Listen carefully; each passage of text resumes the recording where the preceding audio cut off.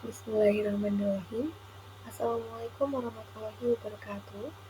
Saya Dineh Dian Putri Nabila dari kelas SI 502 dengan NIM 220101010022 akan mempresentasikan hasil laporan proyek analisis dan visualisasi data pada Heart Disease Dataset. Pada proyek ini bertujuan untuk menganalisis dataset penyakit jantung dan menampilkan hasil analisis dalam bentuk visualisasi data yang informatif dan mudah dipahami.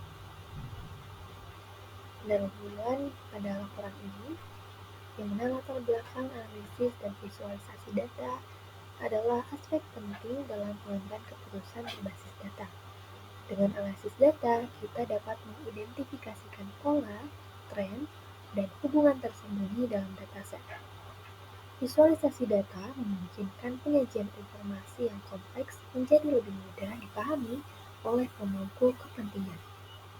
Tujuan proyek ini adalah menganalisis data penyakit jantung untuk memahami faktor-faktor apa saja yang mempengaruhi status penyakit jantung, kemudian menampilkan hasil analisis dalam bentuk visualisasi data yang informatif dan juga mudah dipahami dan memberikan insight berbasis data yang dapat digunakan dalam pengambilan keputusan di bidang kesehatan.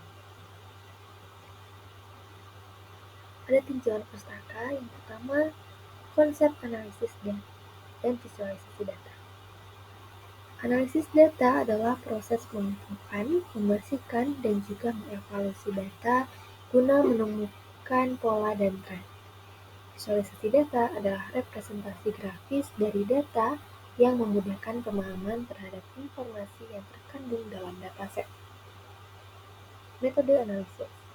Metode analisis yang digunakan meliputi analisis deskriptif, analisis prediktif, dan juga analisis prospektif. Yang ketiga, alat dan teknologi. Alat dan teknologi yang digunakan dalam proyek ini meliputi Python, Pandas, Matplotlib, Seaborn, dan juga Jupyter Notebook. Yang keempat, studi kasus serupa. Pada analisis dataset penyakit jantung telah banyak dilakukan, seperti yang terdapat dalam Machine Learning Deep History dan Kaggle. Studi ini bertujuan untuk memprediksi risiko penyakit jantung menggunakan algoritma machine learning. Metodologi. Untuk pemilihan dataset pada penelitian ini digunakan dalam proyek diambil dari sumber yakni dari Kaggle. Dataset ini berisi informasi pasien serta faktor-faktor yang dapat mempengaruhi status penyakit jantung. Lalu pada tahapan analisis data meliputi data cleaning, eksplorasi data analisis atau EDA, lalu ada visualisasi data, dan interpretasi hasil. Kemudian pada implementasi dan hasil.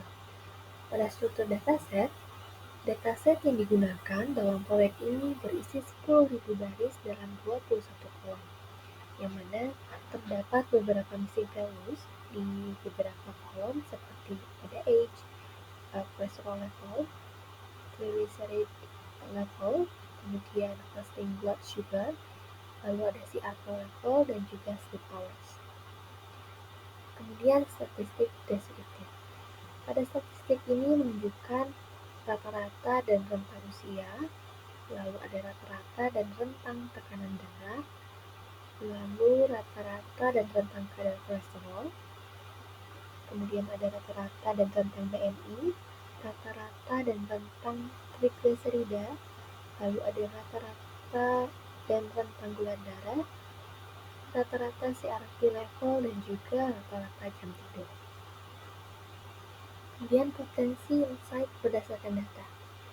Untuk usia, tekanan darah tinggi, kadar kolesterol, dan juga trigliserida tinggi, yang mana berpotensi menjadi faktor utama dalam penyakit jantung ini.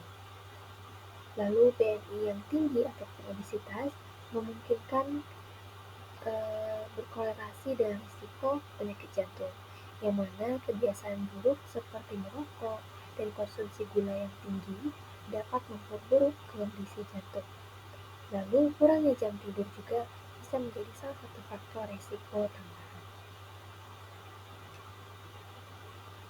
Hasil analisis prediktif. Yang pertama, akurasi model. Pada model logistik regression memiliki akurasi 81,1% dalam memprediksi penyakit jantung. Pada model random forest memiliki akurasi 80,9%, sedikit lebih rendah dibandingkan logistik regression. Kemudian confusion matrix, yang mana menunjukkan bahwa pada model logistik regression berhasil memprediksi sebanyak 1.541 pasien sehat dengan benar, namun gagal mendeteksi sebanyak 359 pasien yang sebenarnya memiliki penyakit jantung.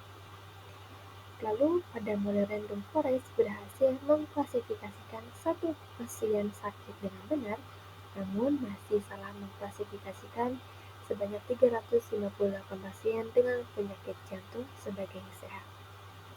Untuk rekomendasi perbaikan model, yang mana meliputi penggunaan model yang lebih kompleks seperti penggunaan random forest ataupun XGBoost untuk meningkatkan performa dalam mendeteksi pasien dengan penyakit jantung, menganalisis distribusi kelas untuk melihat bagaimana apakah dataset ini tidak seimbang, dan mencoba fitur tambahan seperti kebiasaan olahraga ataupun tingkat stres untuk melihat apakah berpengaruh dalam meningkatkan prediksi itu.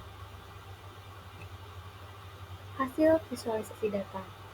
Pada histogram usia, pasien menunjukkan bahwa sebagian besar pasien berusia antara 40 hingga 70 tahun. Ada pula distribusi yang cukup normal dengan puncak di sekitar usia 50-an. Nah, hal ini mengindikasikan bahwa mayoritas kasus penyakit jantung terjadi pada usia parubaya hingga lanjut usia. Kemudian, pada scatter plot ataupun tekanan darah, yang mana scatter plot ini menunjukkan korelasi positif antara tekanan darah dan juga kadar kolesterol. Untuk pasien dengan tekanan darah tinggi cenderung memiliki kadar kolesterol yang lebih tinggi. Nah, hasil ini memperkuat dengan dugaan bahwa hipertensi dan kolesterol tinggi yang merupakan faktor utama dalam penyakit jantung. Yang ketiga, ada box plot tingkat trigliserida.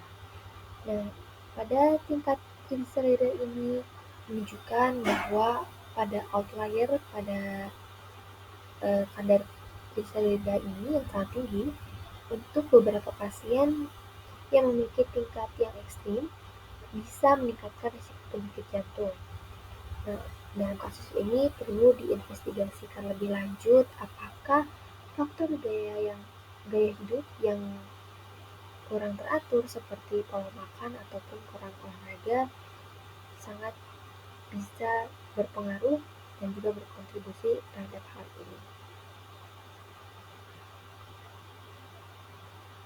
Kesimpulan dan rekomendasi pada laporan penelitian ini, analisis data penyakit jantung menunjukkan bahwa faktor-faktor seperti tekanan darah, kadar kolesterol, kebiasaan merokok, dan juga bisa dari riwayat keluarga memiliki pengaruh signifikan terhadap penyakit jantung.